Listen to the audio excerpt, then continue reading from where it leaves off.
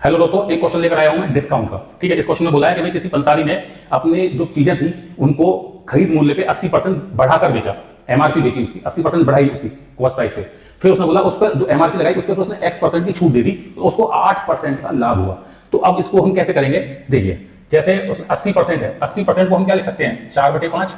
80% बढ़ा के लिखा है ना, तो हम 4/5 कर सकते हैं। यानी कि जो अगर उसकी कीमत 5 रुपए थी तो उसने उसको बढ़ा के 9 कर दिया, 4 बढ़ा दिया। ठीक है, दूसरा उसने बोला X% की छूट दी थी। अब जो भी एमआरपी आई उसको X% की छूट, यानी कि अगर एमआरपी ए थी तो उसको उसने बी रेट पर बेचा।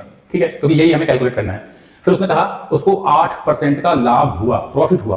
तो 8% जो होता है, 8% को हम क्या लिखते हैं, 8% जो है हम इसको लिख सकते हैं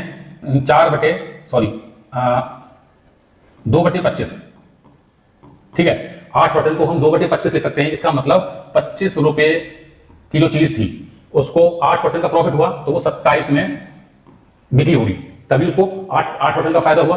तो इसका मतलब क्या हुआ, आप इसको अगर काटेंगे, इनको आप काटिए 5 से एक बार, 5 से 5 बार, 9 एकम 9, 9 की 27। अगर ये कट गए हैं तो ठीक है, लेकिन अगर ये नहीं कटते हैं, कोई चीज रह जाती है बिना कटे हुए, तो उनको क्रॉस मल्टीप्लाइड करके यहां लिखते हैं। तो ये वैल्यू किसकी, किन चीजों की है, तो ये यानी कि 5 रुपए जो चीज थी वो 3 रुपए में बेची गई। कितने रुपए में बेची गई, 3 रुपए में बेची गई। तो यहां जो डिस्काउंट दिया है वो कितने का दिया है, 2 रुपए का।